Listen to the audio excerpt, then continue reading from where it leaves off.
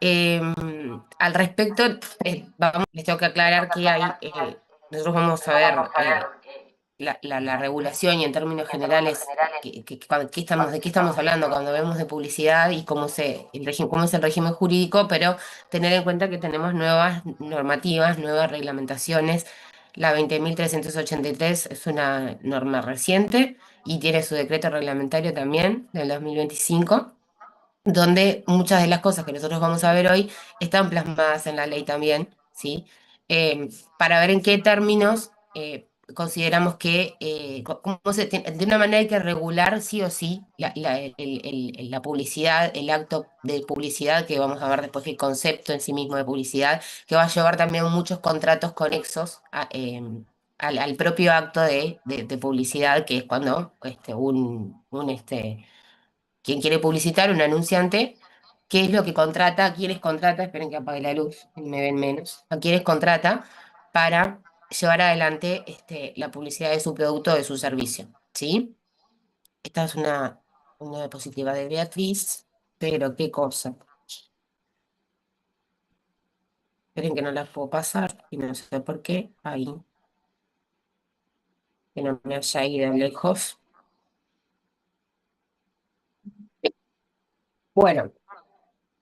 Vamos a ir viendo la normativa actual que tenemos respecto al tema de publicidad y vamos a ir viendo los distintos tipos de publicidad. En términos generales, todas las cuestiones que tienen que ver por ejemplo, publicidad engañosa, ¿sí? Vamos a ver tipos de publicidad que les van a ver acá en la diapositiva, ya estarían regulados por la 17250 a fondo, ¿sí? Por eso es una de las normas de las que les ponemos. La URSEC, ¿ustedes saben lo que es la URSEC? Unidad Reguladora de Servicios Eléctricos y no sé qué, y de Comunicación, comunicación. creo, una cosa así. Ahí está, la Unidad Reguladora de Servicios. En realidad es lo que está creada por esta ley, pero tiene una regulación específica más completa, la 20.383, para todo lo que es todos los medios audiovisuales o de radiodifusión, ¿sí? Tienen, por eso están en la 17296, tienen estos artículos del 70 al 97 específicos, porque obviamente es larga la ley, pero es específico a lo que es el tema de la publicidad, en qué términos, cómo se debe, decime, Paula. Profe, en realidad es una pregunta. En Sí. el caso de estas leyes que a veces se mencionan solo artículos específicos, ¿se puede, en vez de llevar toda la ley, se pueden llevar esos artículos fraccionados al Sí, sí, parcial? ustedes llevan las normas que van a necesitar, que no están en el código, que van a necesitar solamente es lo que pueden tener. Sí, sí, sí, pero capaz que había problema de tener que llevar toda la ley, digamos. No, no, ustedes llevan Ah, digo, estas normas que vamos a ver, o pues, la 20.383, por ejemplo, ya les digo, lo tienen más adelante igual, sobre publicidad, no es toda la norma. O sea, lo que les interesa sobre publicidad no es toda la bien. norma y el decreto reglamentario tampoco. Hay un Ah, capítulo específico para el tema de publicidad, que muchas de las cosas que vamos a ver ya están recogidas por las normas, ¿sí? Por eso nosotros ya se los ponemos desde antes. Acá en la diapositiva ustedes tienen se regula esta unidad, o sea, es una unidad específica que se creó para, obviamente, controlar y regular los servicios, todos los servicios de telecomunicación y de radiodifusión, y dentro de la norma tienen también en qué condiciones los servicios de publicidad, ¿sí? En la 20.383 también es del artículo 50, esperen que, porque ayer la tuve a mano,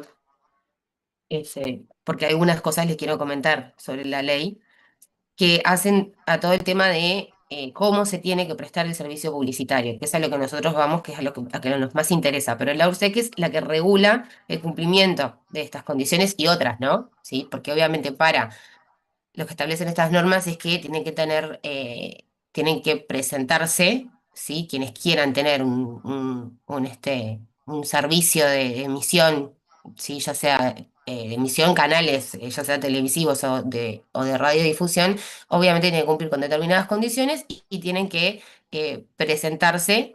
Cada 5 años se establece la ley con determinados requisitos que tienen que cumplir, presentarse para poder ser emisores, ¿sí?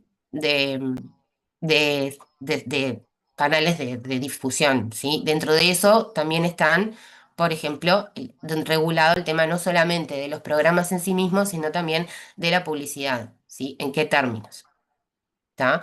Pero la base de esto la tenemos en la 17250 que nos cubre una cantidad de elementos que hay referidos a la publicidad. Algunos autores entendían que no se aplicaba la 17250 antes de que existieran estas normas. ¿Por qué? Porque en realidad iba dirigida solamente a una relación de consumo. Van a ver ustedes que en el manual están mencionados todas las posiciones, la posición en todos, varios aspectos de Beatriz, ¿sí? Respecto a que una de las cosas que ella manifiesta es que no, que es una ley que en sentido amplio se aplica, no se aplica solamente a un tema de consumo, que por otra parte también podemos considerar que es un consumidor, ¿no? La persona a la que va dirigida el mensaje publicitario, ¿sí? Que ahora vamos a ver en qué características tienen que tener, o sea, y vamos a ver los tipos de publicidad. Em, Bien. Queda claro que esta ley la podemos, más allá de que ahora hay regulación nueva y específica, la base la podemos tener en esta ley. Antes, ahí habían otros países, obviamente, por ejemplo, en España estuvo regulado antes que nosotros, pero nosotros a partir de la 1750, por ejemplo, podemos decir que que podemos regular, pero podríamos regular en ese momento, antes de tener estas normas, tendríamos regulado el tema de las condiciones en las cuales se ejerce este acto publicitario y donde intervienen en algunos casos, ahora cuando veamos los tipos de publicidades que si están, son lícitas o no, si corresponde o no corresponde. ¿Qué pasa o qué perjuicios puede causar algún tipo de publicidad que tiene una fina línea según el tipo de publicidad donde la vayamos a encuadrar? ¿Sí? Que no solamente va dirigido al tema de el emisor de la publicidad, que es el público en general, sino también con todo el tema de la posibilidad de que sea competitiva esta. Ahora vamos a ver los tipos y también ahí hay que ver los perjuicios que se le puedan causar al competidor, ¿sí? Si nombramos o no nombramos a un competidor y que va más allá y también diferenciar lo que es la publicidad informativa de la que es más para vender un producto y la que es más competitiva, ¿sí? Porque puede ser solamente para informar o puede ser solamente para vender un producto, pero tenemos que ver en una infinidad de casos donde tenemos que ver si no daña algún derecho el tipo de publicidad que estemos, el acto de publicidad y el tipo de publicidad que se esté difundiendo. Rosa, decime. Que había que diferenciar la información de dar conocimiento para ilustrar y la publicidad para persuadir a adquirir. Sí, porque en realidad en términos, yo estuve buscándoles un poco de material porque hay todo un componente, hay componentes cuando es la publicidad para vender un producto, para promocionar, vender un producto o un servicio, em, hay toda una gama de elementos para tener actualmente para tener en cuenta que tienen cuando es para persuadir, no persuadir en el mal sentido, ¿no? Sino persuadir para que compren mi producto o compren mi servicio, que tiene todo un elemento psicológico. Hay 23 pautas internacionales que yo estuve estudiando y que vi eh, que se toman en cuenta por parte de, obviamente, las agencias de publicidad, que son normalmente, ahora vamos a ver cuando definamos finalmente el contrato de publicidad, que las agencias de publicidad son una de las partes del contrato, ¿sí? El anunciante que le requiere a la agencia de publicidad que le arme esa pauta publicitaria y ese es el acto publicitario, ¿no? Y en esto, obviamente, hay una cantidad de técnicos que intervienen en el momento de armar esa pauta publicitaria, esa campaña publicitaria, y es muy interesante el componente psicológico que se utiliza. Y en materia de marketing, de publicidad y marketing, hay 23 pautas que se toman en cuenta, ¿sí? Que tienen todo un componente psicológico muy importante al momento de crear esa pauta publicitaria, qué es lo que toman en cuenta, porque hacen un estudio de mercado, no solamente del producto en el mercado, sino también a quiénes va dirigido la compra del producto. Incluso ustedes en el manual tienen un ejemplo, no sé si lo leyeron, hay un ejemplo de que se Los nichos de promociona. mercados. ¿El qué? Los nichos de mercados, Sí, el objetivo de los usuarios, de los consumidores, perdón. sí, y no vieron por ahí el ejemplo de la campaña del viaje a Disney. Si alguno leyó, se pone como un ejemplo eso que iba dirigido a niños. O sea, porque obviamente, o sea, cuando se publicitaba por la compra de determinados productos, bueno, era un sorteo para un viaje a Disney. Y se publicitaba obviamente, ¿no? O sea, mostrando a todos los personajes de Disney, o sea, iba dirigido quién era el destinatario, bueno, el niño básicamente, era el que quería. Y en este caso, les cuento rapidito, si no lo leyeron, em, obviamente se llenaba se ponía una buzonera, cada uno ponía como hacemos cuando participamos en sorteos de X cosas. Bueno, y acá parece que salió con los datos de un niño y no quiso el supermercado, esto creo que era un supermercado, sí, no quiso pagar, no quiso entregar el premio, ¿sí?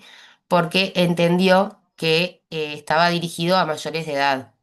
¿Sí? O sea, que serían los padres del niño los que tendrían que haber colocado el taloncito para el sorteo, y como había salido ganador un niño, por ser menor de edad, no se lo querían. Bueno, y ahí estaba todo el tema, en discusión era ese tema, ¿no? O sea, de que por qué además no se había avisado, no había, toda la publicidad que se hacía sobre ese premio y sobre esta campaña para ese premio, en ningún lugar no había información concreta que dijera que estaba dirigido a mayores de edad y que no podía salir ningún sorteado que fuera con los datos de un niño, de un menor de edad. Entonces, bueno, en realidad no se lo quisieron dar el premio. Pero en ningún lugar estaba informado, eso es uno de los temas también con el tema de la publicidad y todas estas campañas y estos sorteos que ahí es donde entra, entre estas normas, la 17250, ¿no? O sea, esto de tener que informar, o sea, porque nos encargan, lo que se decía era, bueno, lo que definitivamente se planteaba y judicialmente se planteaba era, bueno, a ver, se dedicaron a promocionarlo con todas las imágenes de Disney, con todo, tratar de venderle el producto los productos que estaban, obviamente no eran todos, pero vieron que a veces se seleccionan determinados productos que son los que participan del sorteo, pero en ningún momento se dejaban claras las bases, ¿sí? De este sorteo, y no dejando claras las bases es una forma de que haya algo engañoso, porque no deja de ser también una publicidad para una campaña y no estaban claras esas condiciones, o sea, en las bases no surgía al menos eso no surgía. Entonces ese era el tema de discusión, si correspondía o no correspondía la entrega del premio. Cintia, que te dejé un poco colgada. No, profe, no, verdaderamente no, honestamente no he leído nada porque estoy con todo lo del parcial, pero se me venía a la cabeza cuando estabas comentando esto, que al no estar determinados los términos y condiciones, si no rozaba lo que era la publicidad engañosa, pero lo que se comenta en el Vox Populi, ¿no? No era porque hubiera leído nada, simplemente se me vino eso a la cabeza. Sí, claro, totalmente.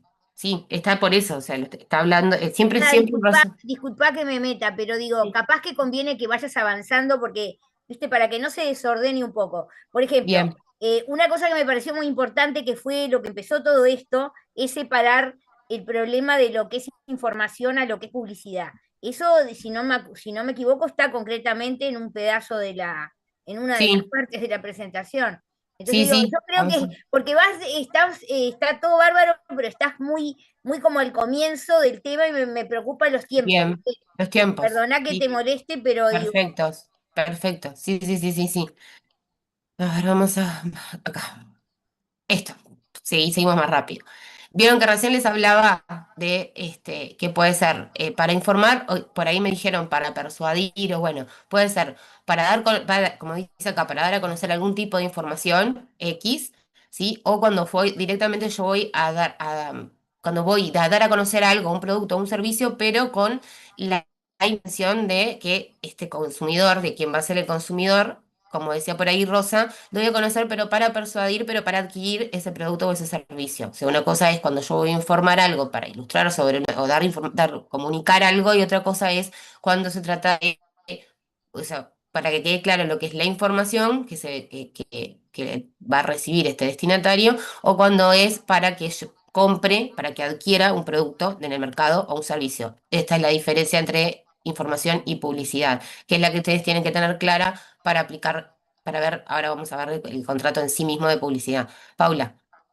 No, que capaz que la información refiere más a dar conocimiento de algo y la Ujú. publicidad, en cambio, es más para persuadir, para lograr un objetivo último, ¿no? Que sería comprar el producto o vender el producto, etcétera. Claro, que es un derecho, tiene que haber, y por eso acá está el tema del equilibrio, ¿sí?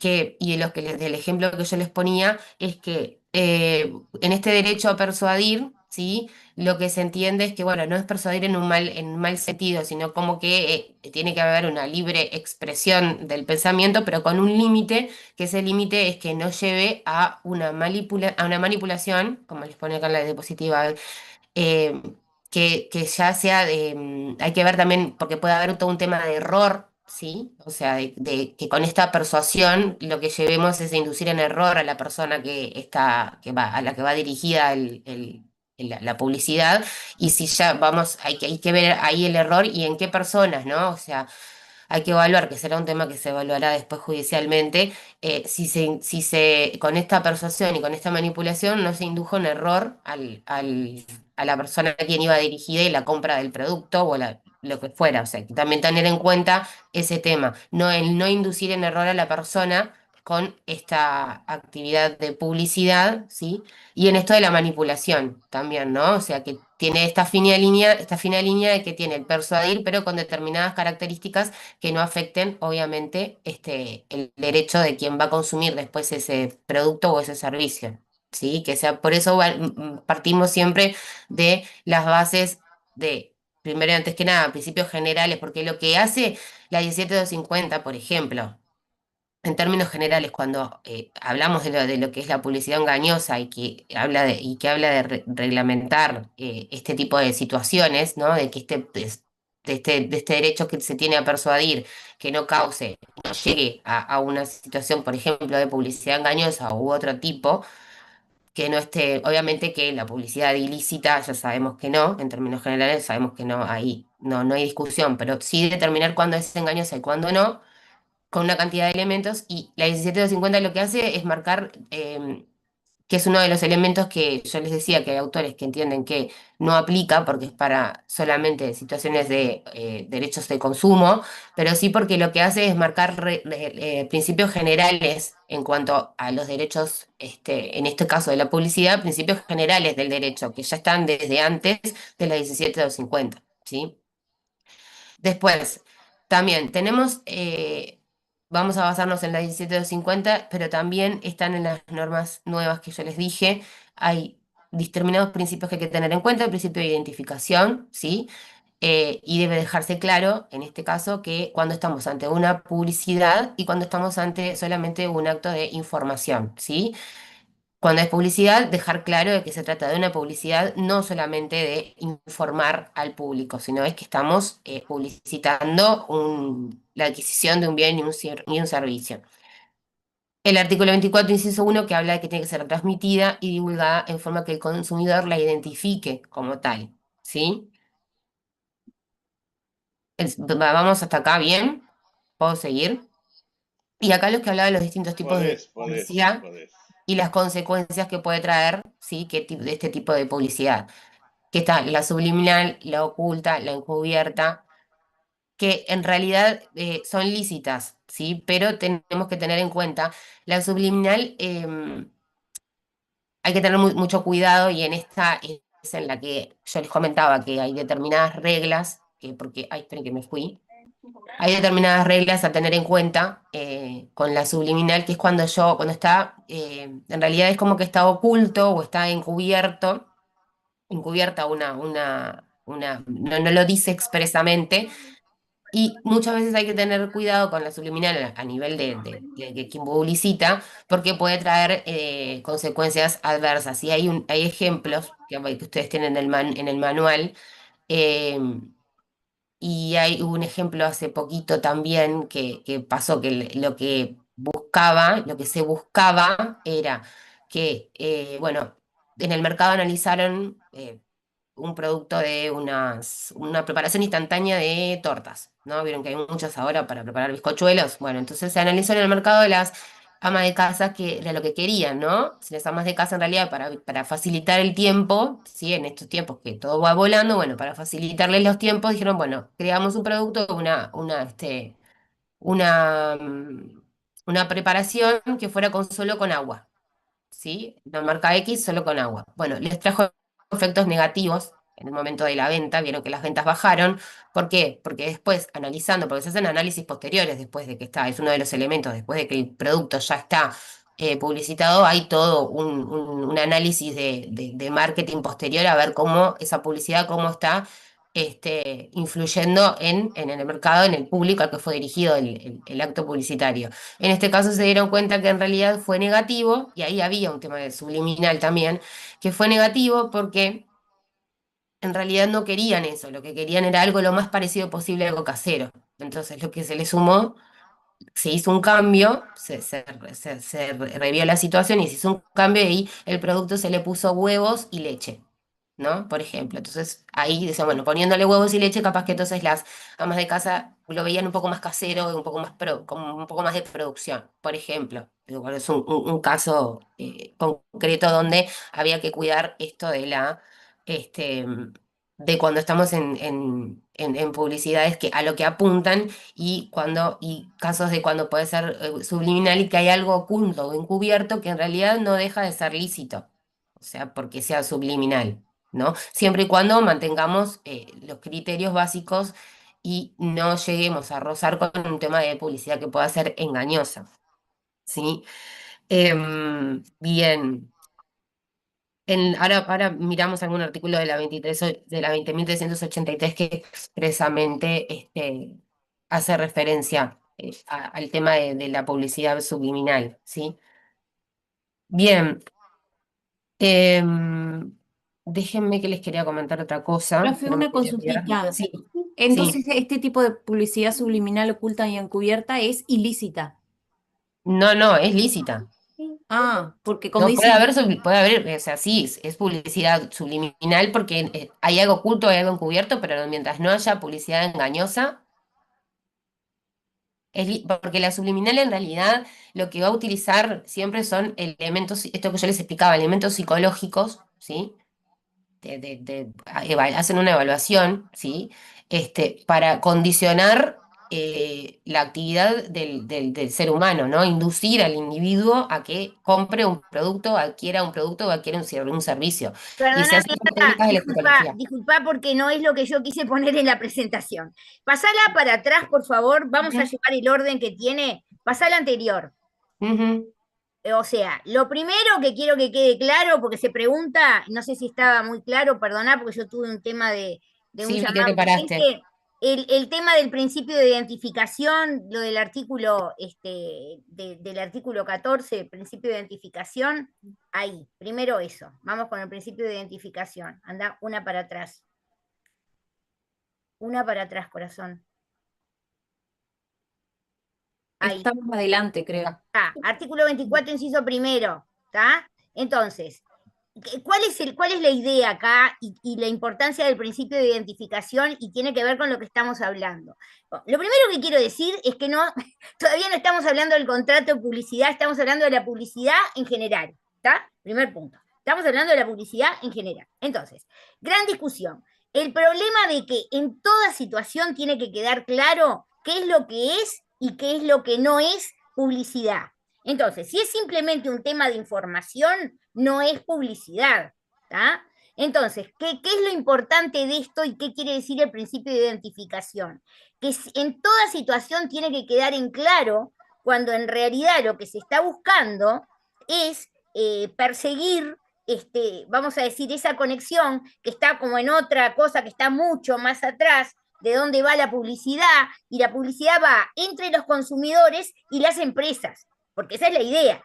La manera de comunicarse de las empresas con los consumidores es a través de la publicidad, en el sentido de que lo que quiere la empresa es que se vendan los productos y no simplemente informar acerca, por ejemplo, de, vamos a decir, de la importancia o sea, de lo que es simplemente una información, que además eso es algo que es totalmente objetivo, ¿tá? Entonces, el primer tema, el tema de lo que es el principio de identificación, que es eso que dice ahí claramente. Tiene que quedar en claro cuando se trata de publicidad y no meramente de información. Y eso, ¿dónde está? En el 24, cuando se habla de que, porque vieron que lo interesante de la ley de relaciones de consumo es que tiene un capítulo de publicidad, que es lo que está tratando de explicar Ada, en el sentido de si ese capítulo de publicidad se va o no se va a aplicar a cualquier situación de publicidad. Yo toda mi vida, y la profesora Zafir entiende lo mismo, siempre entendimos que sí, que esa es la idea.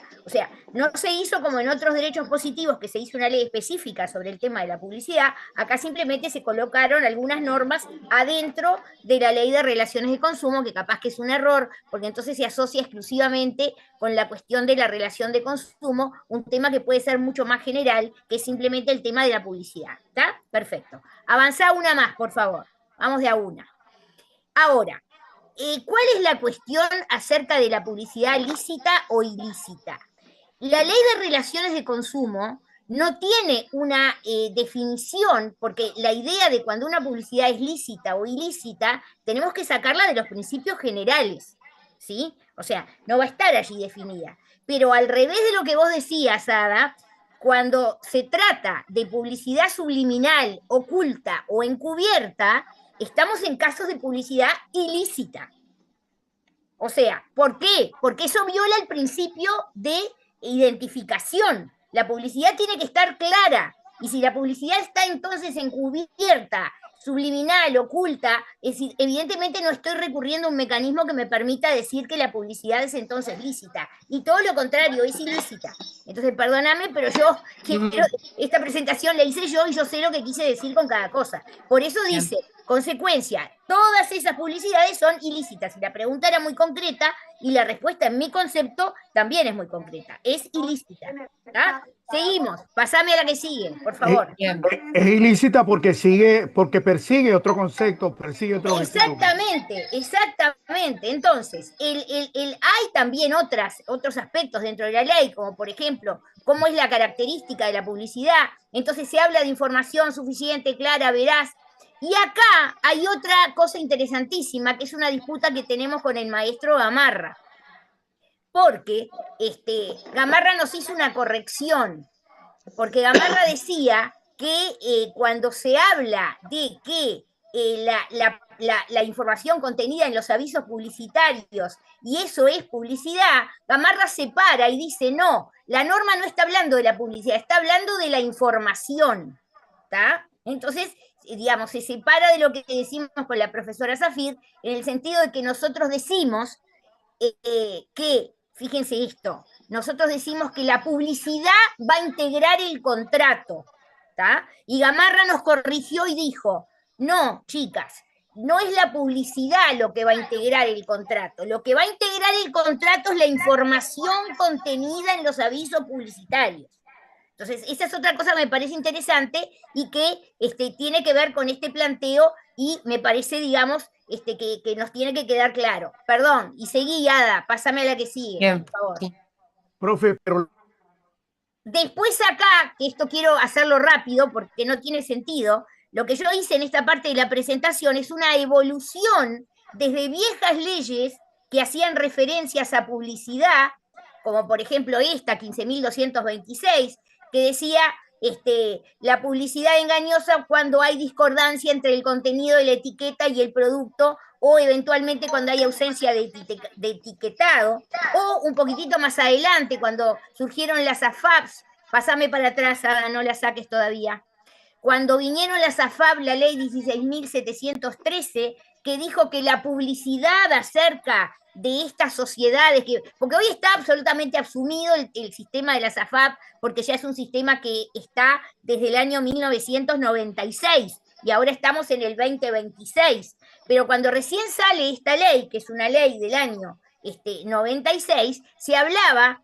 de que la información que tenía que darse sobre estas AFAP tenía que ser veraz, no conducir equívocos, y seguime, ahora sí, más normas de publicidad, la ley de mercado de valores, que también habla de cómo tiene que ser la publicidad para el mercado de valores, insiste con lo mismo, información veraz, suficiente, oportuna, lo mismo la ley de fondos de inversión, que dice lo mismo, información que tiene que ser veraz, y después todo el lío que tenemos desde que empezó todo el problema de la campaña contra el tema del tabaco, que arrancaba desde aquello de fumar es perjudicial para la salud, en lo cual nos quedaba pegando en la cabeza la idea de fumar y salud, parecía que era eso, fumar y salud, cuando es todo lo contrario, a una cantidad de situaciones posteriores en las que, en definitiva, incluso a través de determinados decretos se prohibían o se incluían otro tipo de situaciones que incluso dieron lugar en algunos casos a acciones de amparo, en el sentido de que las empresas tabacaleras querían defender su derecho a hacer publicidad sobre el fenómeno del tabaco. ¿Tá? Sí, la obligación de la imagen que tiene que aparecer en la caja. Por eso, es unas cosas espantosas que aparecen ahí, que nos quieren dar esa imagen, ¿tá? Pero esto no importa demasiado porque básicamente son temas que ya hoy día están superados. Pasame a lo que sigue. Y acá viene el tema de cómo es los problemas de la llamada publicidad ilícita, que es la clandestina, la engañosa, la comparativa y la abusiva. Y acá tenemos que distinguir, porque, por ejemplo, la comparativa, hay una evolución. Hoy en día no se puede sin más decir que la publicidad comparativa es ilícita, porque al contrario, allí hubo toda una evolución desde el momento en que se entendía que cualquier publicidad comparativa era ilícita en sí misma, a lo que en definitiva se hace en la propia ley de relaciones de consumo, donde se dan pautas acerca de que sí se puede hacer una publicidad comparativa, pero respetando ciertas pautas que dan una cierta situación de objetividad en ese tipo de publicidad, pero no obviamente así para la clandestina o para la engañosa, ni mucho menos para la abusiva, que tampoco tiene una definición y que también nosotros la tenemos que sacar de los principios generales. Avanzame, una más. Entonces, acá sí, publicidad engañosa tiene una regulación específica y hay una cantidad de pautas que están en la ley y que están allí. No sé si querés seguir desde ahí, Ada. Sí. Bien. Por favor. No sé si va quedando claro hasta acá, ¿sí? Si cualquier cosa, si no, levantan la mano. No, súper claro, súper claro. Yo lo que quería preguntarle a la doctora Venturini, y a usted también, profesora Adalí, es el siguiente: cuando la profesora Venturini habla que se establece un contrato, obviamente el contrato es, para mí, doctora Venturini, es entre el comerciante o el empresario, mejor dicho, corrijo, y las agencias de publicidad, porque es el empresario el que le da las pautas a la agencia de publicidad de cómo quiere que se le mercadee, o en la mercadotecnia se le venda el producto al consumidor, a su público meta, Sí. al target al cual va dirigido el pero producto. hay distintas formas, porque no es una única forma de la existencia del contrato de publicidad, no es única. Una puede ser esa, otra puede ser que directamente se encargue toda la campaña publicitaria, en lo cual Claro. que en realidad pone las pautas, en realidad Claro. es la propia agencia. Claro, profe, claro. O porque- sea, no hay una única forma. Sí, no, pero es que de ahí se desprende todo eso que usted ha dicho muy bien y correctamente, ¿no? Ahí No tengo está. por qué corregirla, Lo que es las importante- consecuencias y todas esas cosas. Lo importante acá es separar lo que es publicidad en general y los problemas de la publicidad acerca de cuándo es lícita, cuándo no es lícita y los problemas que se puedan generar, distinto a la situación de la propia regulación del contrato de publicidad, que como todo contrato de actividad, porque este es otro contrato de actividad, no tiene una regulación y simplemente nosotros podemos sacar, incluso antes en la ley que se derogó, había una serie de regulaciones que fueron derogadas y ahora hay nuevas que me gustaría que insistiera sobre ese punto, Ada, que es lo nuevo. No, y quiero agregar otro puntico, y que a veces, y pareciera una pavada, porque a veces no llamamos a las cosas por su nombre y a la publicidad le decimos propaganda, y la propaganda es otra cosa, ¿no? Sí, o sea, el tema, o sea, el concepto es el concepto de publicidad y sin embargo, hay un análisis que hace la profesora Zafir, creo que lo hizo incluso con la profesora Hilary Marx, creo que las dos comentan, porque llegó a haber una sentencia que dijo que la publicidad en sí misma siempre tiene una cuota de engaño, ¿no? Siempre, Dice, siempre la va a tener, siempre, no, siempre. no, no y no. O sea, eso los juristas no lo podemos decir. Porque si hay un tema de engaño, nosotros pasamos de la licitud a la ilicitud. Entonces, no es el problema como en el derecho romano del dolo bueno y el dolo malo. El dolo es dolo, que es intención de dañar, y no existe el tema del dolo bueno y el dolo malo. Y incluso el famoso tema, que es bastante más grande, que es el problema de la mentira, que no la quiero llevar, no quiero llegar a tanto, pero que hasta la consideración de la mentira en general como un vicio del consentimiento, más allá de lo que dice el Código Civil acerca de las maquinaciones, palabras o maquinaciones, y que Gamarra dice que tienen que ser las dos cosas, y la verdad que no dice eso el código, porque el código lo que dice es que hay una O en el medio. El que con palabras o maquinaciones quiere decir que no es con palabras más maquinaciones, sino que ya con palabras, entonces la propia mentira,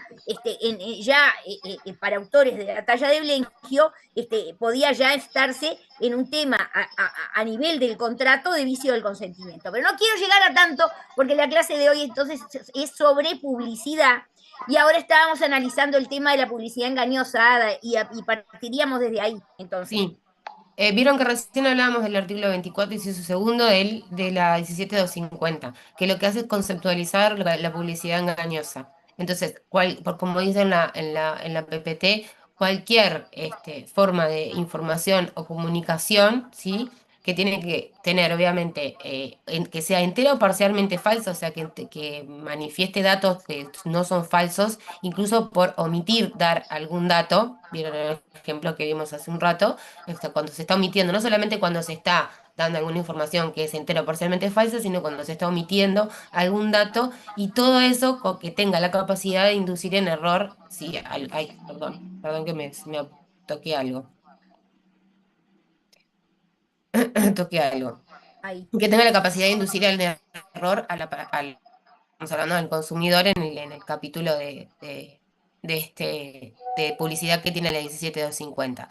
Y el error en que en una cantidad de elementos del producto, que puede ser la naturaleza, la cantidad, el origen, vieron que están todas las etiquetitas de los productos, el origen o en cuanto al precio.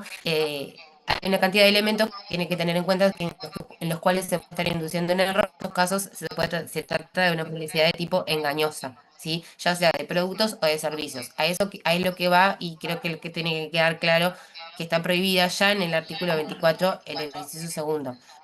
Beatriz, vos me hablabas de las normas actuales.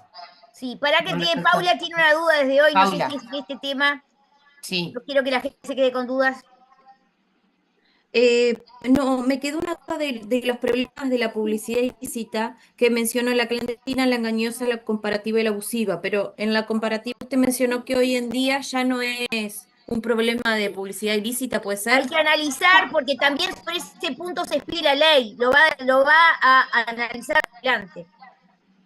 Artículo Está en la 25. presentación, ¿verdad? Gracias. Sí. Está, ok. Bien, Entonces, vieron que yo recién les hablaba de la 20.000, igual vamos a ir a esta parte. Vieron que yo recién les hablaba de las normas actuales, ¿sí? La 20.383 del artículo 54 al artículo, lo que más interesa, porque después tiene el tema de las sanciones también. El artículo 61, sí, que es importantísimo, este es el título 3 que habla sobre la publicidad y todo, y cómo tiene que ser la publicidad, ¿sí?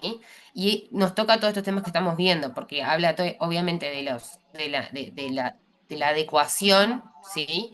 Tiene que haber adecuación a las normativas sobre los temas de publicidad en cada acto publicitario, ¿sí? El tiempo que se tiene que destinar a cada publicidad, no me quiero ahondar mucho en cada artículo. Y incluso habla cuando está dirigida a niños, los horarios de protección, ¿sí? primero lo que está, el tipo de publicidad, cuando está, cómo debe ser la publicidad, cuando está dirigida a niños o adolescentes, todo el tema también de que no puede haber ningún, no puede tener encubierta ningún acto de discriminación, ¿sí? El tema de los alimentos también, vieron que está todo el tema de la regulación con la alimentación saludable, ¿sí? Y es importante también que se regula, ¿sí? Que durante el horario de protección, vieron que hay los avisos de que comienza el horario de protección y que es responsabilidad de los padres. Bueno, todo eso es lo que también está regulado en la ley, que ya, igual ya venía regulado de antes, pero lo Claro, recoge sí. esta ley también. Lo mismo de establecer cuándo son espacios publicitarios, que ahora está Claro, claramente establecido. Todos los canales anuncian cuando empieza empieza y cuando los espacios y culmina cuándo el termina. espacio. Eso Exacto. también está establecido por la ley. Bueno, ¿Cuánto es el tiempo que tiene que haber de espacios publicitarios en un rango horario, ya sea para la radio o para la televisión? Por ejemplo, son 15 minutos en el no, espacio de una esos hora. detalles, como vos decís, no importan mucho. Bien. Perdona, Ada, me gustaría que termines de enunciar la parte general de lo que era la ley de relaciones de consumo, que tiene todo eso, porque evidentemente la normativa nueva lo único que hace es remitirse a lo que ya estaba. A lo que ya estaba, sí. Acá viene, por ejemplo, la publicidad comparativa, que le interesaba a Paula, por ejemplo. Bueno, la comparativa, que Paula preguntaba si esa era lícita o no era lícita. Es básicamente, hay en el contenido de esta publicidad lo que es una comparación de productos o de servicios respecto de otro anunciante. ¿Por qué se entiende actualmente que no es ilícita? Porque también ayuda al consumidor, es una forma del consumidor, de que el consumidor tenga una amplia, una vasta información de todos de los productos en el mercado. Sí, obviamente que para que sea lícita, o sea, o para que pueda ingresar en el mercado como una publicidad válida, la comparativa, lo que decía Beatriz es que tiene que ir a aspectos objetivos, ¿sí? Del producto en Lo sí dice la mismo, no, siguiente, ¿no? no subjetivos, sí. La lámina siguiente, por eso digo. Exactamente, porque es lo que el artículo 25 es lo que dice que la comparación tiene que ser objetiva, no puede basarse en aspectos subjetivos o personales, incluso del competidor, ¿no? O sea, es permitida porque puede ser, sobre todo porque puede ser valorable para el consumidor, pero tiene que no tocar elementos subjetivos de carácter psicológico o emocional o personales en cuanto a mencionar al competidor, ¿no? Pero que se pueda, que el consumidor pueda comprobar. Por eso lo pasible de comprobación que habla el artículo 25. Siempre que el consumidor pueda comprobarle la diferenciar un artículo del otro, sí, y poder comprobarlo, ¿no? O comprobar las cualidades de ese producto. Sí, espero que con esto, Paula, te quedó más claro cuando hiciste la consulta. O sea, está expresamente en la ley establecida cómo tiene que ser la publicidad comparativa para que sea lícita. Bueno. Después está que no se permite la publicidad superlativa ni la publicidad denigratoria, que también lo recogen las leyes actuales, ¿sí? Ya lo podemos ver en la 17250, pero además en las leyes posteriores y las actuales que les estaba hablando, hablan también de la publicidad cuando es superlativa o cuando es denigratoria. Y del tema de la abusiva. Bueno, este concepto, no sé si Beatriz, pero este concepto de la No, le abusiva. decía eso, que no hay una definición y que yo lo que puse en la presentación para que tuvieran una idea de cómo lo define otra legislación, cómo lo define el Código de Defensa del Consumidor de Brasil, que tiene una norma específica, que es el artículo 37 que la define a la publicidad abusiva. Nosotros no tenemos una norma como esta, no tenemos, pero eso no significa que nosotros no podamos entender cuál es el concepto de una publicidad abusiva cuando hay situaciones, por ejemplo, como esas que se describen ahí. Simplemente eso. Era lo que yo ponía como ejemplo cuando hice esta presentación. Seguimos. Sí. Porque así Y llegamos incluso al final y ya nos va quedando una horita. la carga sí, que me quedan 8 minutos. La carga de la prueba, sí, por el artículo 26 de la ley, se invierte la carga de la prueba y quien tiene que comprobar que no estamos ante un tipo de publicidad de las que están prohibidas, de que sea publicidad engañosa, publicidad, bueno, abusiva, ¿sí? La carga de la prueba siempre está es del lado de quien está anunciando, el anunciante es el que tiene que probar la carga, tiene la carga de la prueba por el artículo 26 de acreditar, ¿sí? Que no es de esa naturaleza, que no es abusiva, que no es ilícita, que no es engañosa, ¿sí? Em, a ver, acá era en la publicidad que están las normas también, en la PPT. Em, Y no mucho más, ¿no, Ada? no, esto de acá no. No quiero. Esto no.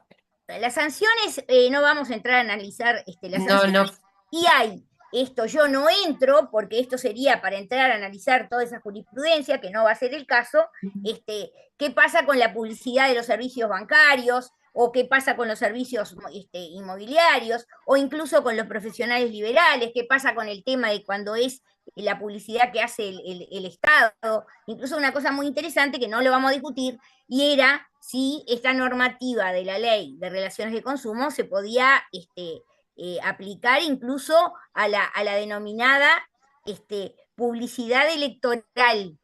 O Sí, sea, que hay una interesante sentencia. esto, ¿no? El tema de las campañas publicitarias en materia electoral, o sea, el tema de cuando se dice la verdad o cuando no se dice la verdad, ¿no? Esto es sumamente interesante. No ahí- vamos a entrar a ese tema, comprenderán, pero por lo menos que quede planteado. Sí, Si no profe, hay nada más, daríamos profe, por terminado esto y pasaríamos a nuestro tema del taller. Alfonso, ¿duda? Sí, profe, que le iba a decir en ese último punto que usted estaba tocando, que es una línea muy delgada y ¿cómo se llama? E incolora, porque cuando usted acaba de mencionar lo que es la propaganda, la publicidad electoral, ya ahí pasa la propaganda, ¿ves? Y entonces hay esa división ahí del cómo o el por qué, ¿entiende? Porque Sí, ya más o menos ya empieza a distorsionar un poco el mensaje en sí de sí. lo que es la Yo no publicidad te quiero y la vender un idea. candidato, o sea, yo no te voy a Eso vender a es, un candidato. Está muy eso, claro que nadie va a eso es. comprar a un candidato ni no se quieren vender los candidatos. El problema es el tema de cuando se hacen anuncios que luego no son acordes con lo que fue la realidad. El El principio principio de de... veracidad que hablábamos también. Eso es, la veracidad y de lo No complejo que porque quiere no decir. es un tema de principio de identificación, porque no es un problema, ahí está claramente separado lo que es publicidad de lo que es información, pero el problema es más grave, el problema es, vuelvo al punto, el tema es cuál es el valor de la mentira, por ejemplo, directamente. Claro, porque como es un mensaje institucional y ahí donde está Exactamente, la porque palabra, se la trata, palabra que usted dice, la palabra la palabra información. es esa, Exacto, es la llamada publicidad institucional, tiene características especiales, exacto. pero en el mundo se estudia también como un subtipo de publicidad, o sea, no se Claro, claro, saca del claro. ámbito de la publicidad. Y en donde se Es destaca la palabra, institucional, ¿saben cuál es la diferencia? Voy a decir nada más que esto. En la publicidad institucional no se trata de la colocación de un producto en el mercado, sino en la generación de una idea. Por ejemplo, se puede hacer una publicidad institucional con una campaña, por ejemplo, para tratar de mejorar la situación de la circulación vial o que la gente cometa menos errores que generen menos accidentes de tránsito. Y hay campañas que se hacen o campañas que tienen que ver con temas de salud, para que la gente, por ejemplo, tome conciencia de que tiene que realizar determinadas conductas con ánimo a prevenir ciertas enfermedades. Como ustedes ven, es publicidad institucional. El tema, y ese es lo que se los dejo planteado, porque no va a tener una solución, no vamos a estar de acuerdo, algunos pensarán de una manera y otros de otra, es que si hay una normativa general de publicidad que con esos planteos permitan igualmente aplicar principios que se aplican a la publicidad en general, incluso a situaciones de publicidad institucional. ¿Tá? Entonces, Sí, la ley lo menciona. acá tenemos algún planteo muy concreto, que estaría bien que lo vea, Sada, para terminar, concretamente sobre el contrato de publicidad. Claro, porque como decía Beatriz, estos son elementos de regulaciones que vimos anteriormente, vimos todas las regulaciones del tema, para antes es importante de cómo se regulan los distintos tipos de publicidad, cuándo es engañosa, cuándo es ilícita, todo lo que ya vimos. Pero no hemos entrado a la definición en sí misma del contrato de publicidad, ¿sí?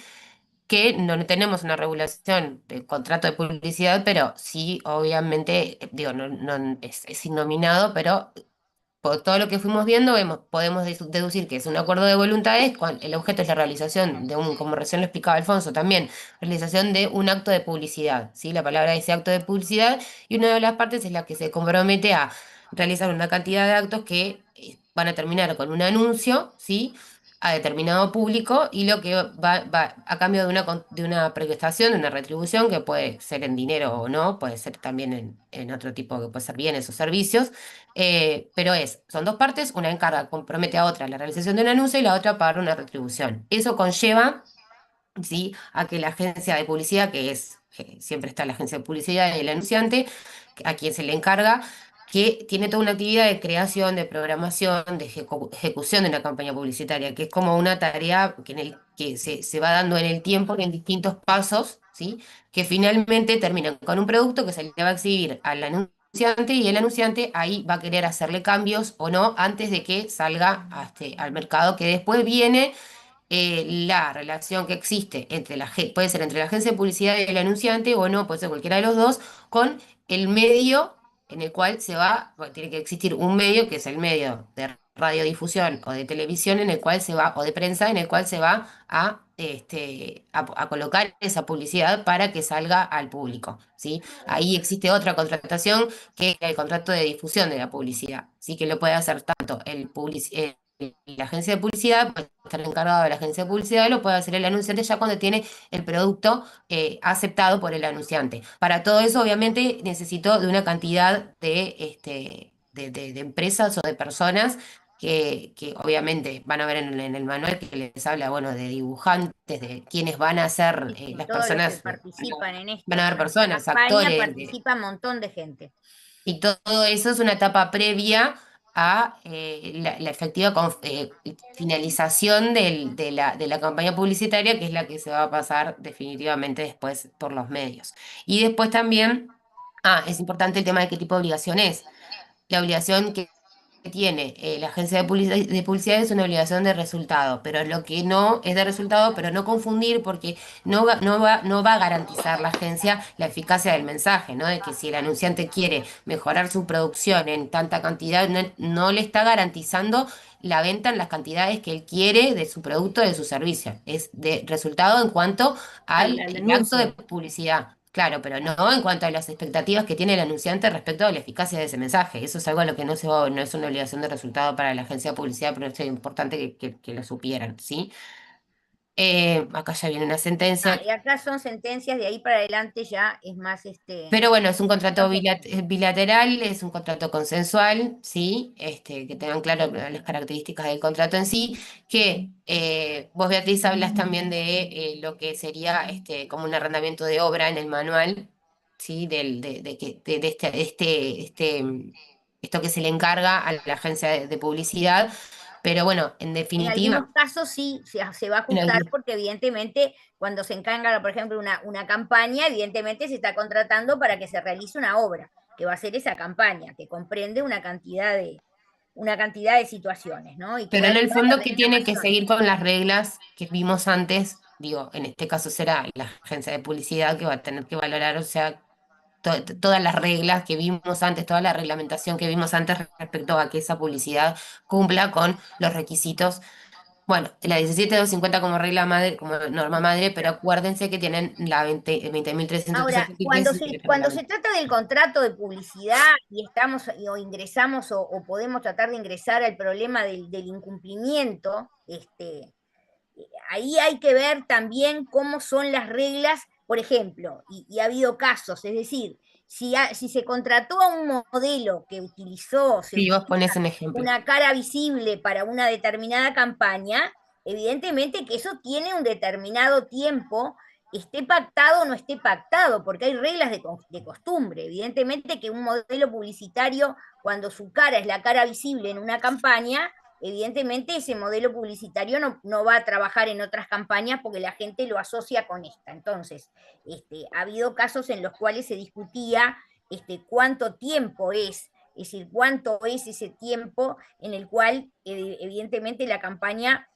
puede estar, vamos a decir, en vigencia, ¿sí?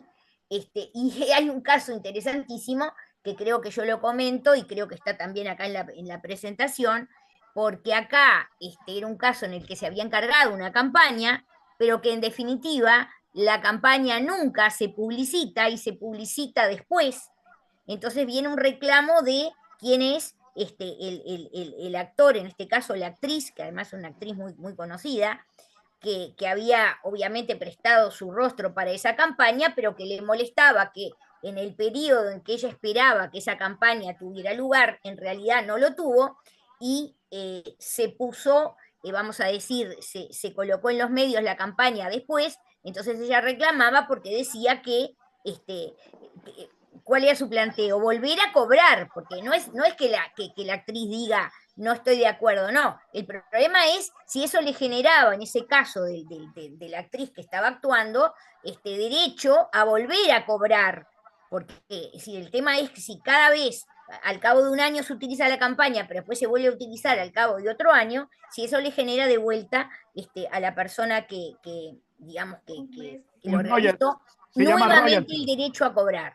Entonces, Se llama royalty, profe, se llama royalty de promoción por... Claro, exactamente, exactamente. Entonces, se supone que eso en general, cuando son las grandes empresas, ustedes se podrán imaginar que si es, por ejemplo, la cara de Julia Roberts para Lancôme, ¿no? Que es ella es la cara visible de la empresa en el mundo, evidentemente que ella ya lo debe haber acordado y lo debe haber acordado por un determinado periodo de tiempo.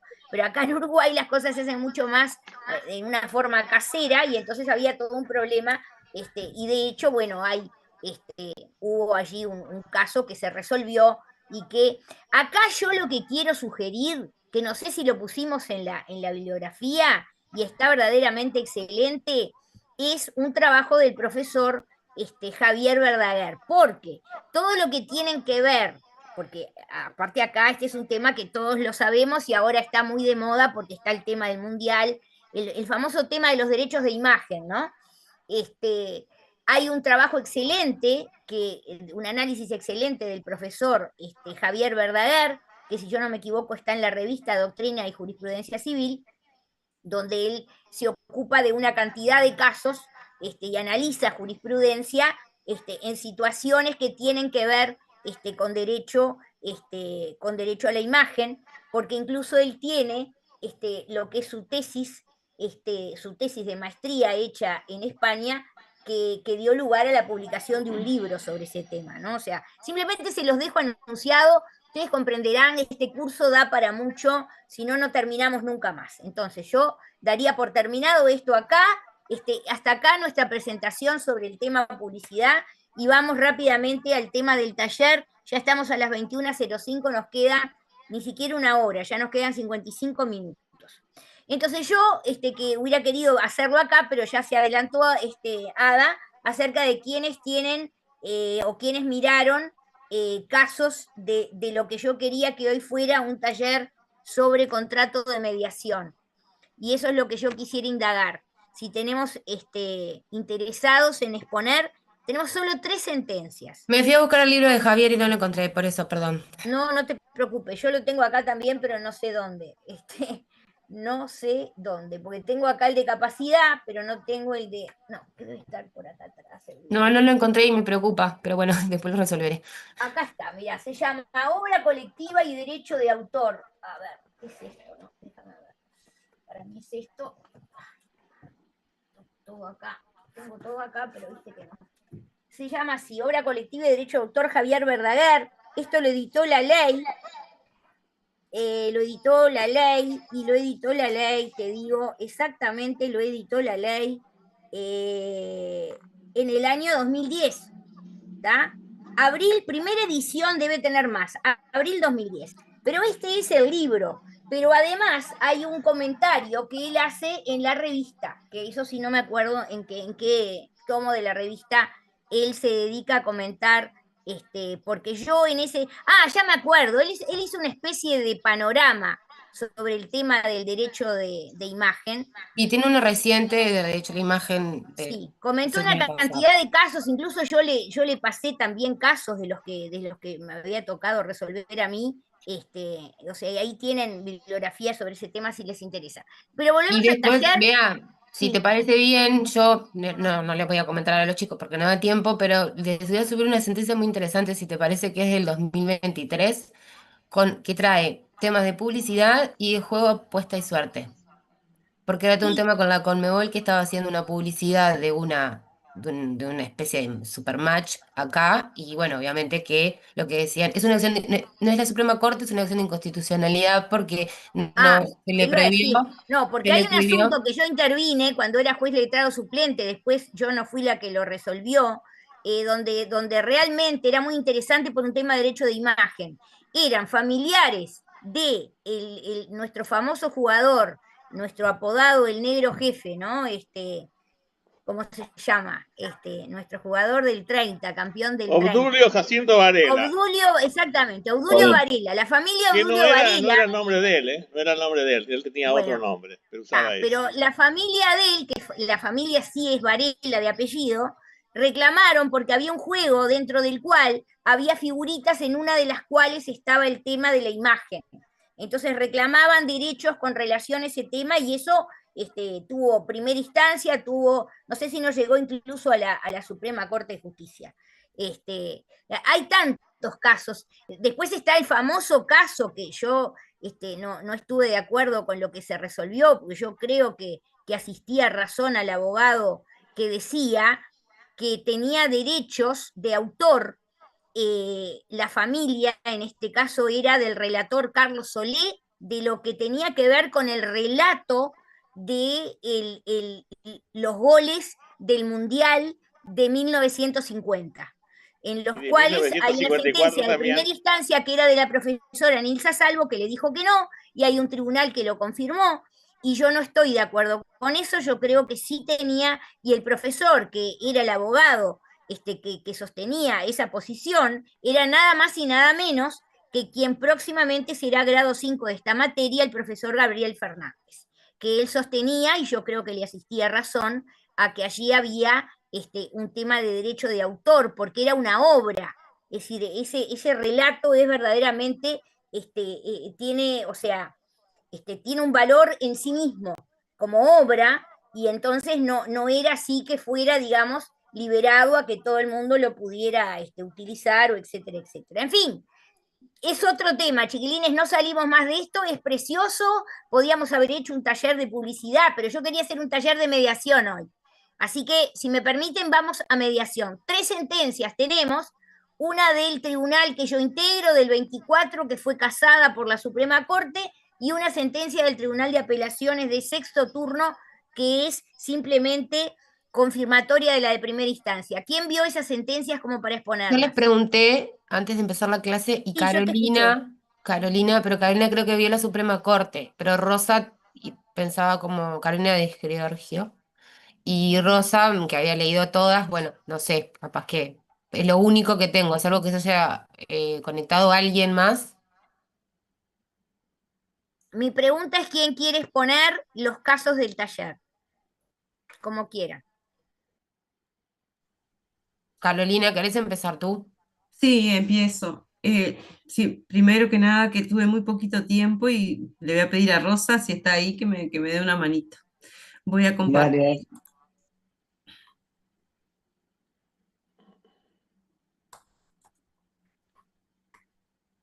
Ay, yo no veo nada. No sé si se abrió. No. Ahí sí. Sí, Ahí se abrió, Carolina. Se abrió el Ahí, escritorio de ella. Ahora sí se Ahí abrió. está. ahora sí, sí. ahora sí. Sí. Yo Ahí, no la veo. ahí Ahora la no. sacaste. No, Caro, la que sacaste, Caro, ¿Lo la sacaste. sacaste? Abrí de vuelta ahí. Ahí está. Ahí. Ahí va, Caro, si quieres, amplíala, no sé. Ya voy, ya voy. Lo que pasa es que se me tapa todo, como le pasa a la profesora a veces. Sí, Caro. Está bien así, Y dejalo. yo creo que es así, tenés las fotos arriba, las cámaras. Déjalo así, yo lo que hago es correr, Déjala porque así. te aparecemos nosotros lo que pasa Sí. abajo y te tapa, pero nos corres. Déjala así, está perfecto. Tranquila, tranquila, Es que Caro, no puedo tranquila. ver. La saco y comparto de nuevo, ¿eh? No, pero déjala así. que pasa es que ella dice que no la ve, me parece. Claro, Ah, no la ves así tampoco. no veo qué estoy poniendo. Bueno, inicio. A ver.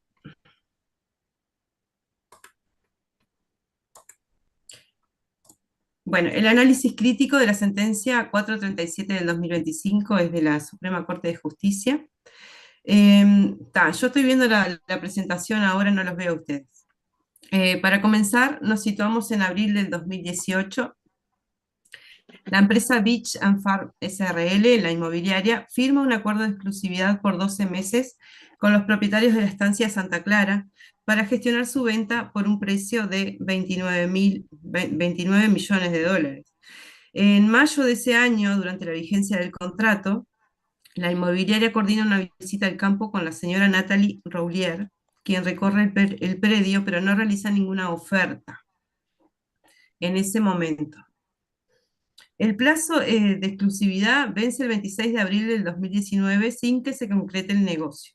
Sin embargo, pocos meses después, en agosto del 2019, los propietarios venden la estancia a la misma señora Roulier, pero bajo condiciones muy distintas.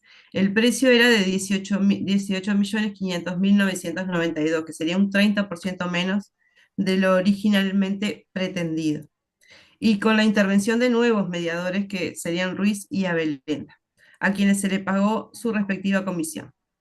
La inmobiliaria original demanda entonces el cobro de la comisión, alegando que el negocio fue posible gracias a su acercamiento inicial. El problema jurídico, antes de seguir les quería comentar que la sentencia es muy larga y evité toda la parte de los aspectos procesales. Excelente, Me fui como a lo medular porque excelente. era demasiado Sí, largo. sí, no, y si después tiene doble instancia, no tiene doble instancia, de eso no tiene nada que ver. Vamos a nuestro tema, porque acá el tribunal que yo integro había dicho que sí, había derecho a cobrar la comisión, y la Suprema Corte va a llegar a una solución distinta, y ese es el tema. Para que vean cómo verdaderamente se pueden estar teniendo soluciones distintas, y por eso me gustó este caso, con dos posiciones distintas. Sigo.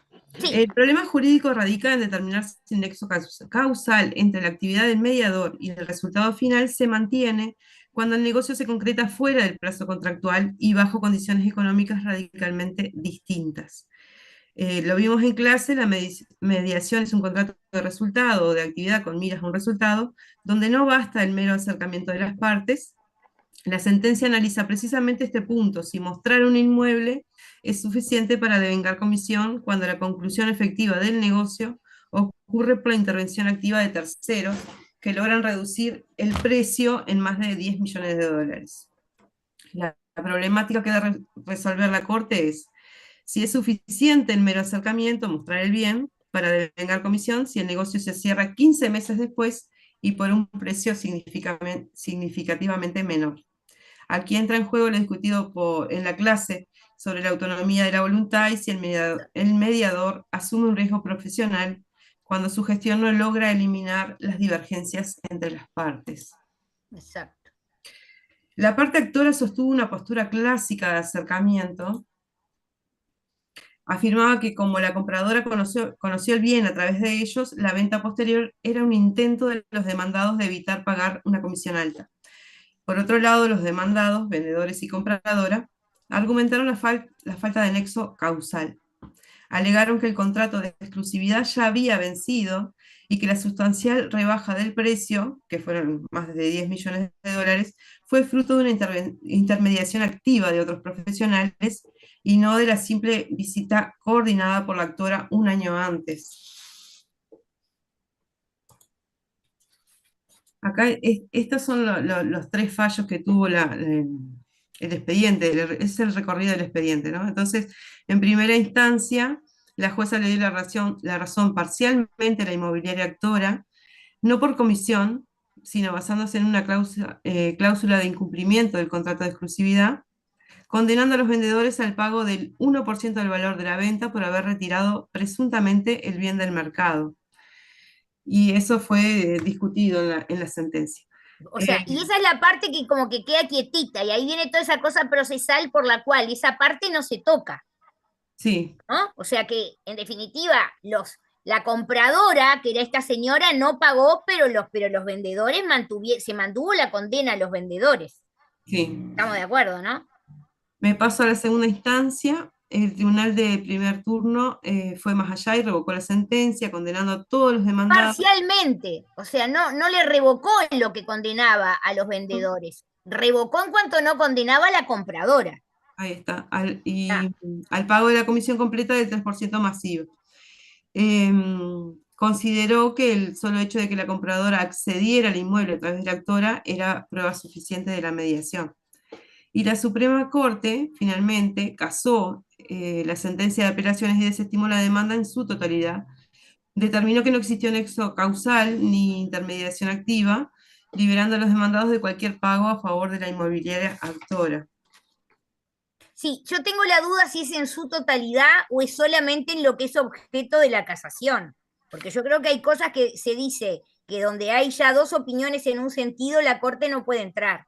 Sí, lo que consideró, yo ahora no lo tengo marcado y no lo puse ahí. Porque eso igual no está en el tema, ¿no? Acá el tema igual está muy bien tu análisis, porque lo que nos importa es en lo que se modificó. O sea, el tribunal de primer turno dijo la señora compradora tiene que pagar. Y la Corte va a decir no, no tiene que pagar, porque evidentemente hay ahí una situación donde eso que vimos en clase del nexo causal, evidentemente acá está alterado. Está alterado por varias cosas. Una de ellas es la propia modificación del precio, y otra es la comunicación que recibe vamos a decir, la propia actora, en el sentido de que no se renueva la exclusividad, ¿no? Sí, me faltó poner eso, que le mandaron un telegrama que no había prórroga. Sí. El 20 de febrero. El 20 de febrero. Y el negocio se hace en mayo. O sea, se sigue la cronología. El 20 de febrero, no me acuerdo el año, se comunica eso y en definitiva el negocio se termina haciendo en mayo. Y había un boleto de reserva de mayo y la venta fue en agosto. Sí, claro, pero eso porque hay un tema de que evidentemente un negocio de este tipo no se hace en un único negocio.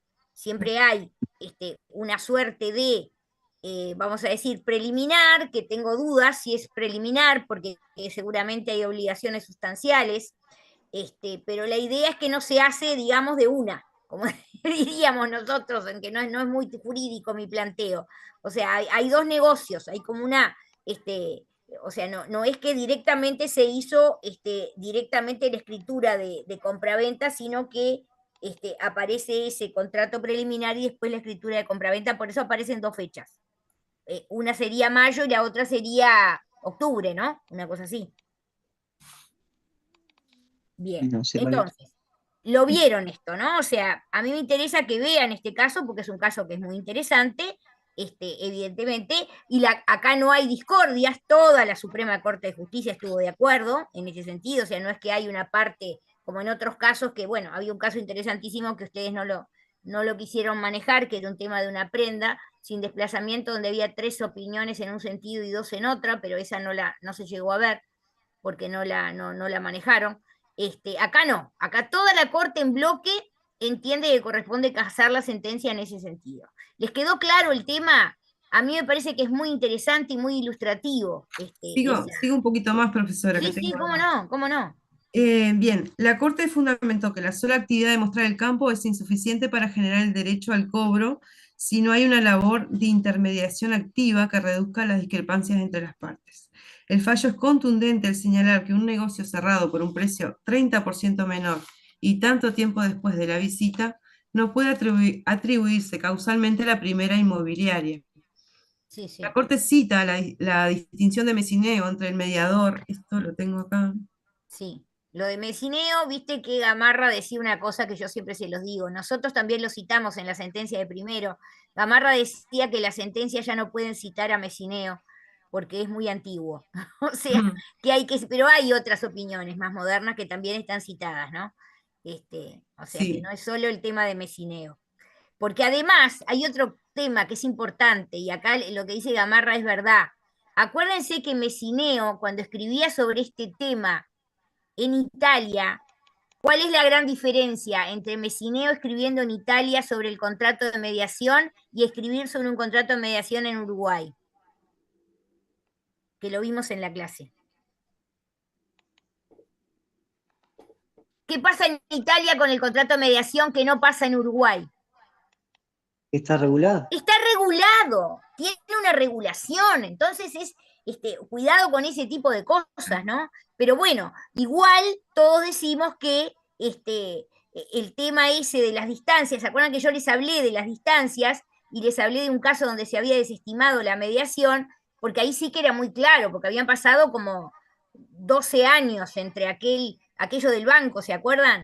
Que el mediador después vino y se enteró que el banco le había comprado al vecino y vino a decir que era por un tema de él. Como también les conté que tuve otro caso en el cual un mediador, en un caso también parecido, donde había un banco que estaba oculto porque no quería, el banco negociaba, pero no quería que se supiera que era el banco, el mediador puso una cláusula que decía que tenía derecho a cobrar porque lo que hicieron primero fue un arrendamiento, pero la idea era, sin haber colocado una opción de compra, porque no fue que colocaron una opción de compra, sino que la idea era que eventualmente, si estaba bien y el banco le iba bien con ese local ahí, eventualmente después iba a comprar. Entonces el mediador, en ese caso, había hecho una cláusula especial en su contrato, autonomía de la voluntad, en la que decía que se reservaba cobrar el derecho de la comisión en el caso de que con posterioridad el bien en definitiva se vendiera. ¿Saben lo que pasó en ese caso? Lo que pasó en ese caso, y a mí me da mucho orgullo, es que yo lo tramité como juez letrada y lo que hicieron las partes en ese caso, dentro del juicio, fue llegar a un acuerdo. O sea, en realidad terminó con una transacción, no se llegó a sentencia. Las partes se pusieron de acuerdo y, por supuesto, el acuerdo pasó por el tema de que se le pagó al mediador, no todo, porque el precio era una casa en Carrasco de esas que valen 2, 3 millones de dólares, pero en definitiva se llegó con un acuerdo. Pero digo, en este otro caso está muy bueno, o sea, para que vean cómo funciona eso de cómo se mide en el tiempo la intervención de la actora que había sido mediadora originaria hasta el momento en que en realidad se realiza el negocio, en el que había pasado por lo menos un año. No eran los 14 años de aquel primer caso que les conté, no era este otro caso donde ya el mediador directamente puso una cláusula y dijo: a mí me tienen que contemplar si después aparece una venta de esta casa, porque en definitiva este acercamiento lo hice yo, sino que acá no aparecía nada de eso y la Corte hizo toda una argumentación muy bien hecha de, bueno, acá no hay nexo causal. Si no hay nexo causal, entonces la parte actora no tiene derecho a cobrar esta comisión. O sea que está muy correcto tu planteo, Carolina, muy correcto. ¿Algo más que vos le quieras agregar? Y Rosa capaz que quiere decir algo. No, yo lo que tenía que era absurdo que se le pagara a la primera, ¿no? Porque en realidad lo único que hizo fue llevarla hasta el campo, pero no concretó y pasó un año y medio después de esa visita, sí. Ahí está, que Para para que se vos adquiriera. evidentemente es un tiempo bastante importante, pero, insisto, creo que el argumento probablemente más fuerte es la importantísima modificación del precio. Sí, sin duda. Sí, sí. 10 Perfecto. millones era un 10 montón. millones menos. Sí. O sea, de 29 millones a 18 millones, una cosa así, ¿no? 18.500.992,76 fue la venta. O sea, 19, ponele. 19 Sí. millones contra, está bien, Contra son los 29. contra 29 millones. 9 millones. Son 10 millones, perfecto. Muy Sí. bien. Además, para cortar para que no sea a perpetuidad también, para dar seguridad jurídica, digamos, ¿verdad? Sí, claro, sí, porque evidentemente acá, ahora se podrán imaginar que acá, lógicamente, el mediador enterado de que en realidad el negocio se hace, porque también les digo que hay muchos otros casos, no los quise apabullar, donde aparecen las simulaciones. Entonces, ¿cómo aparecen las simulaciones? Por ejemplo, en realidad el negocio se hace, el mediador actuó, el negocio se hace, pero por ejemplo, aparece comprando, en vez de comprar el mismo que era el comprador, compra uno que es primo segundo. Primo segundo del comprador. Entonces dicen, no, las partes son otras. Entonces, ¿cuál es el tema? Que eso lo he visto también. Lo que ha dicho ahí la jurisprudencia es, bueno, no, lo que sucede que ahí lo que están haciendo es simular una parte para evitar el pago de la comisión. Porque como no aparecen las mismas partes, aparece otro comprando, pero en definitiva el negocio, pero ahí situaciones que el negocio es el mismo, porque el bien es el mismo, porque el precio es el mismo, y lo único que cambió, por ejemplo, es que aparece un vendedor, o pueden ser cualquiera de los dos, no, el que cambia siempre es el comprador, que es el que puede cambiar, porque el vendedor no puede cambiar porque es el que es el titular del bien. Aparece un comprador que no es el mismo, y es un comprador que es o un amigo o es un familiar. Entonces eso lleva a decir, bueno, acá lo que hay es una maniobra para que no se haga efectivo el cobro de la comisión. Ese tipo de cosas también ha tenido lugar. Bien. La simulación evidente, ¿no? La simulación es otra situación que a veces situación con la que tienen que lidiar a veces los mediadores, porque evidentemente la idea de ellos es cobrar la comisión. En este caso parecía como mucho, pero en otros casos no lo es tanto, y bueno, y la idea es... En obligaciones y contratos lo vimos también, y también vimos la figura del taferrato también que se aplicaba para eso también, profesora. Podría darse. Entonces, hasta acá este caso. Y el otro, que es más sencillo, el del tribunal sexto, que es sencillito, ese no lo vio nadie. Era Campos Silvana y contra Muniz Sí. Agustín. Sí, También las partes por no me cobro de interesan. Las partes no me interesan. También es el tema de un bien inmueble. Sí, La sentencia de primera instancia ahí hacía lugar y el tribunal simplemente la confirma. ¿Estamos de acuerdo? porque rechazó la sesión de prescripción. Bueno, ahí Sí. hay una cosa interesante, que puede ser interesante, que es el problema de que se desestima la excepción de prescripción, pero capaz que lo más interesante, lo que más me importa a mí con relación al tema de la clase, más allá que lo de la prescripción es interesante, porque se acuerdan que acá se toma una posición que no es la predominante, porque justamente se sale del ámbito del Código de Comercio, y se maneja otro criterio para la prescripción, pero que eso en definitiva es lo que amerita que se siga adelante con el estudio del caso, porque al entenderse que no prescribió, hay que ir a ver si se confirma o se revoca la sentencia de primera instancia. Y a ese respecto, ¿qué dice el tribunal? ¿Por qué va a confirmar? La sentencia recurrida al final falla. Claro, va a decir que se confirma la sentencia recurrida, perfecto, pero ¿por qué? Es muy cortito, es la argumentación final, Sí. cuando el tribunal dice, bueno, y visto esto, pasemos a analizar los argumentos de quien apela, que obviamente era aquella parte que estaba condenada a pagar la comisión, para decirle que no son de recibo sus agravios.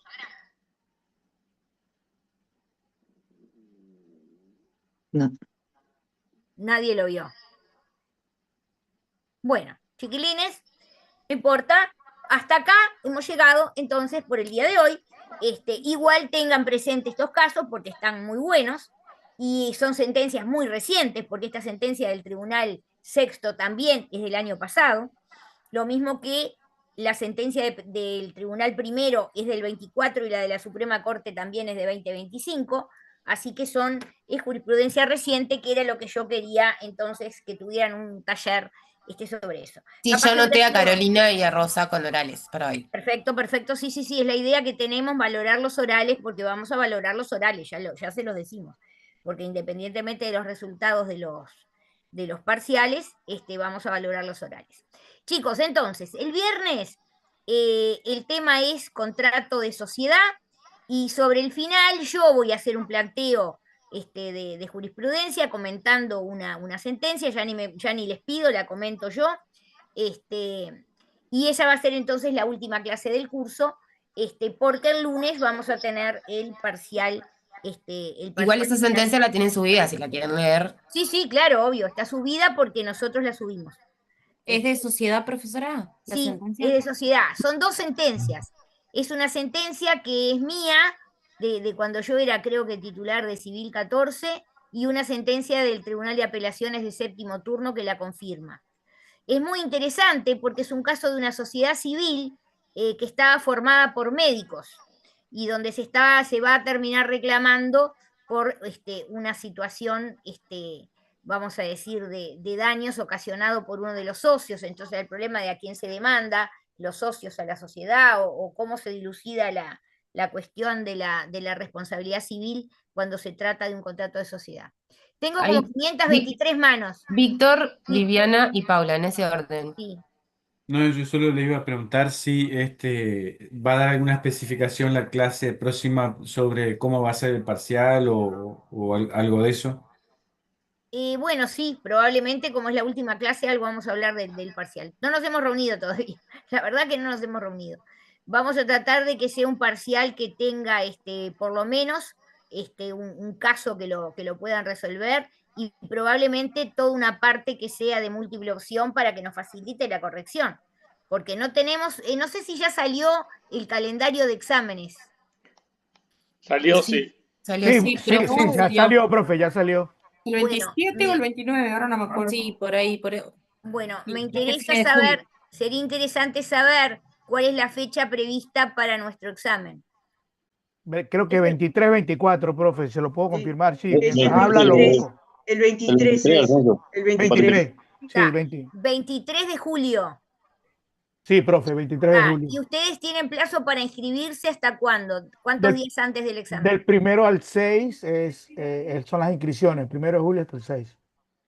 No, para el examen, dice, para 3 días antes. Hasta No, 3 eso días es lo que antes. yo quiero 3 saber. días 3 antes. días antes. Quiere decir que el 20 es cuando ustedes tienen la última fecha para inscribirse. Sí, señora. No, porque eso es lo que nos marca a nosotros. 96 horas antes, perdón que me meta. Ah, perdón. 96 horas Sí, antes hábiles son para, tenés 4 razón, días. compañera, inscribirse. tenés No, razón. 4 no, días. son 3 Sí, días. pero Bedeliga a veces hace lo que quiere y lo saca antes. Ojo con eso. Sí, 4 días, 90. Nosotros trataremos de hacer el mayor esfuerzo para tenerlo lo antes posible las notas. Vamos a ver, porque claro, cuando son, yo qué sé, se vienen y lo hacen 200 Porque además no es solo la nota del interno, sino que es No, después nosotros la tenemos que salvación entregar la del nota curso. completa de todo el curso. Claro.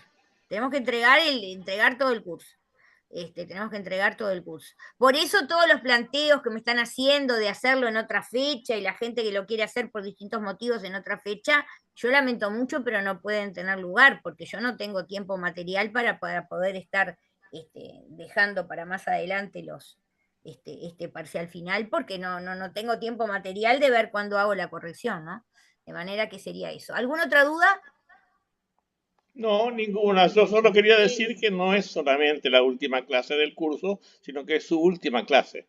Ah, bueno, sí, pero eso no tiene mucha importancia. No, tiene importancia, sí. Tiene mucha importancia. Yo tengo el honor de estar en su última clase. Bueno, muchas gracias, yo te agradezco un montón, pero yo, y a todos. En definitiva, trataremos que sea una clase normal, y que no se nos empañe con ninguna cosa, extra clase. La clase se va a dictar No, te normalmente. armamos una sorpresa, vea, ¿cómo es normal? No, no es normal. No, por Estoy de favor. estoy de acuerdo con la profesora Dalí, de verdad que No, sí. ninguna sorpresa de nada. Escúchame, Yo también.